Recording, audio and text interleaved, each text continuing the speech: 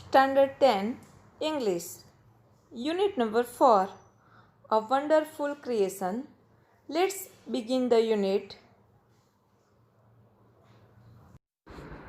The good Lord was extremely busy that day.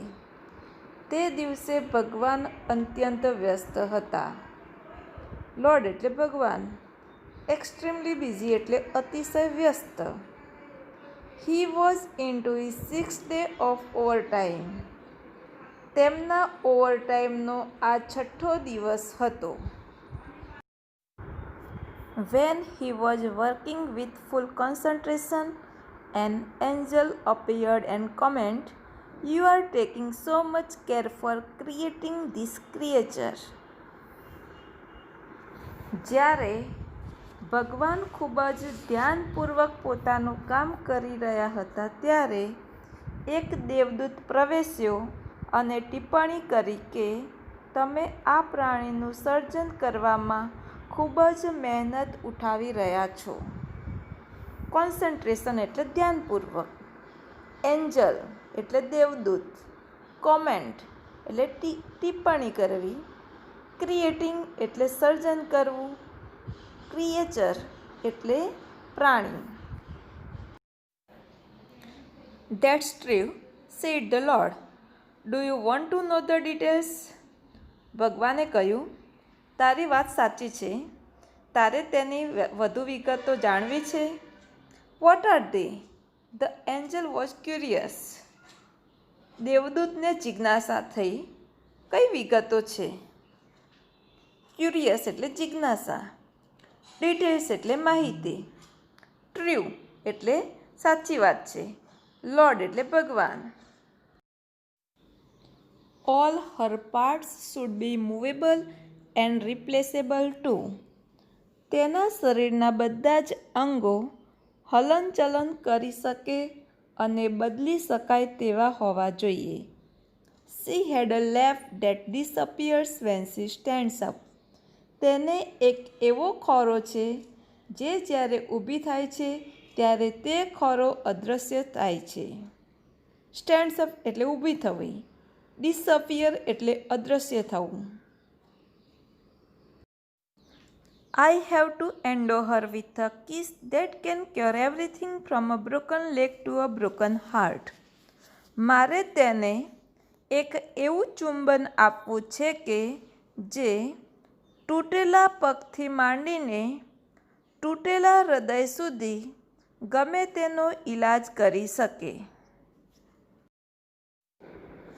Moreover, she has to have 6 pairs of hands.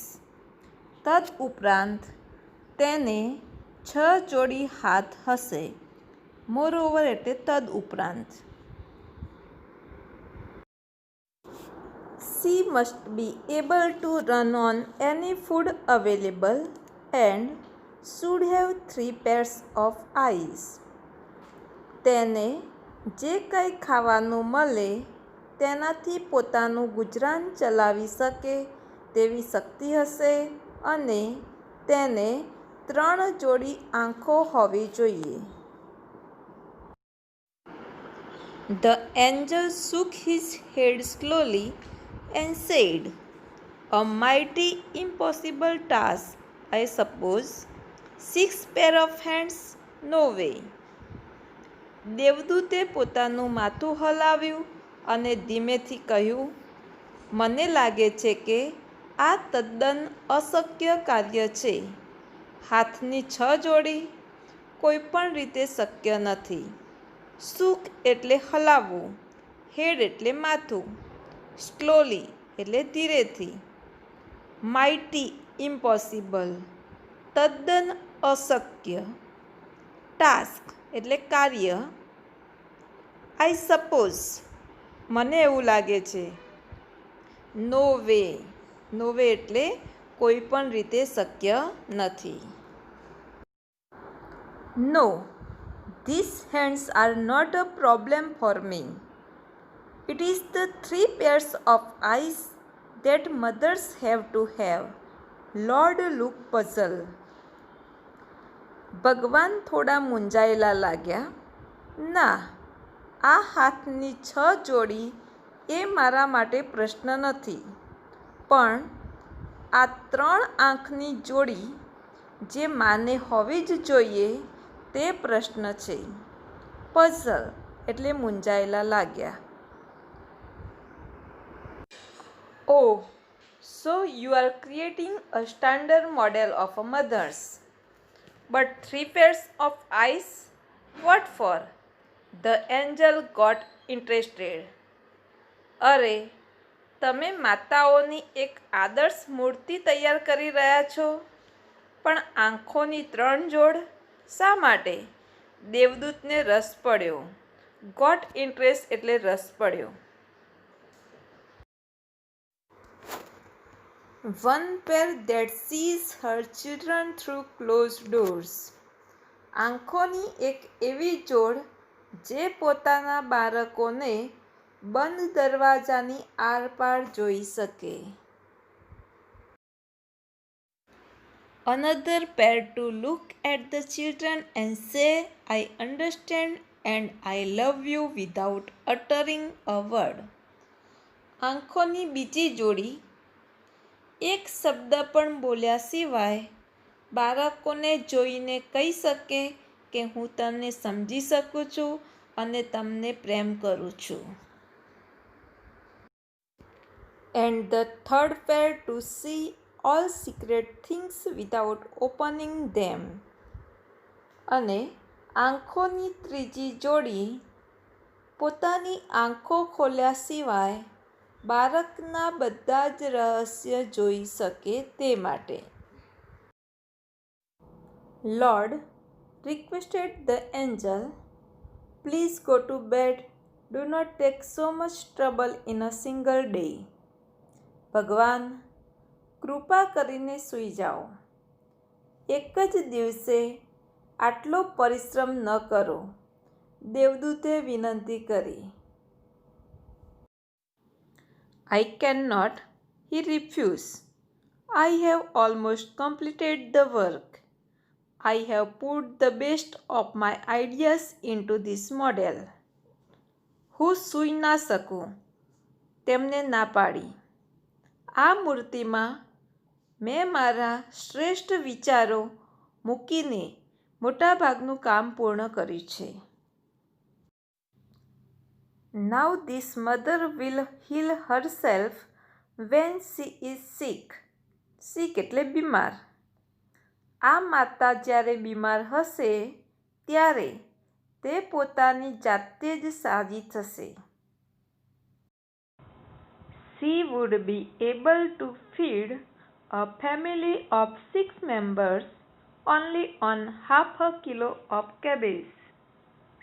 માત્ર અડધો kilo કોબીમાંથી કુટુંબના 6 સભ્યોને ખવડાવી શકશે. And she would manage a child's bath, play, study, food, and sleep without getting irritated.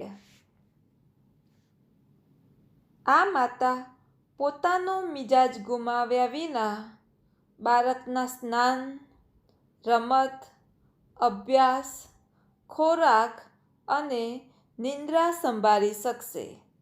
બાથ એટલે સ્નાન કરવું, food એટલે ખવડાવવું, પ્લે એટલે રમવું, સ્ટડી એટલે અભ્યાસ અને સ્લીપ એટલે નિંદ્રા.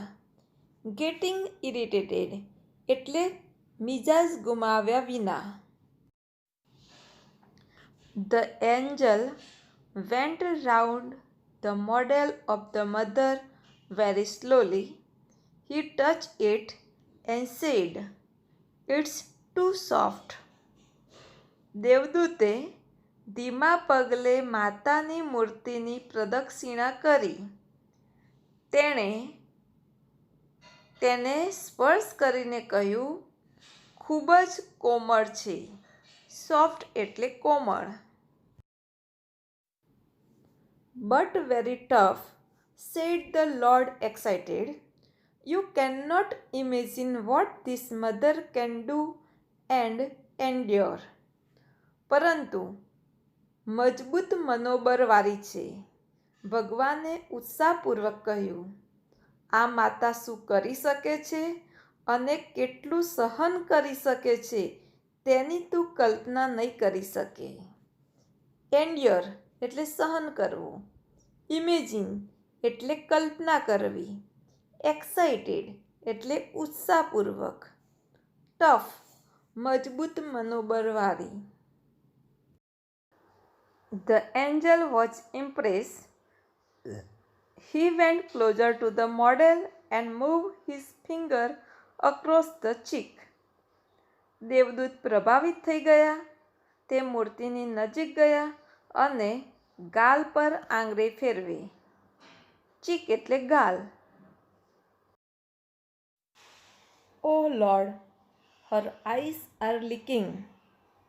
અરે ભગવાન, તેની આંખો ચૂવે છે.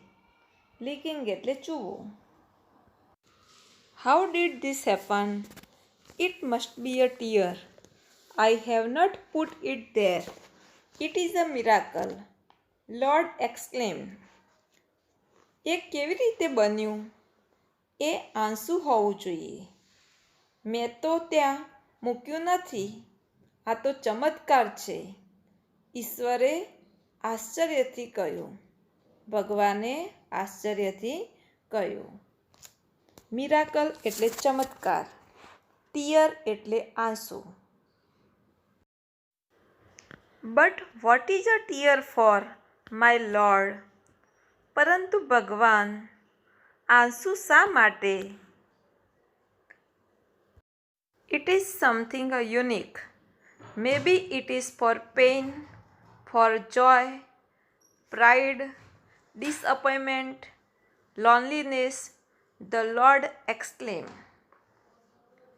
એ કંઈક વિશિષ્ટ છે. યુનિક એટલે વિશિષ્ટ. સંભવ છે કે એ દુઃખ, આનંદ, ગર્વ, નિરાશા કે એકલતા માટે હોઈ શકે. ભગવાને સ્પષ્ટતા કરી. એક્સપ્લેન એટલે સ્પષ્ટતા કરી સમજાવ્યું. પેન એટલે દર્દ, દુઃખ. જોય એટલે આનંદ. પ્રાઇડ એટલે ગર્વ. ડિસઅપોઇન્ટમેન્ટ નિરાશા. લોનલીનેસ એકલતા. What a wonderful creation. કેવું અદ્ભુત સર્જન.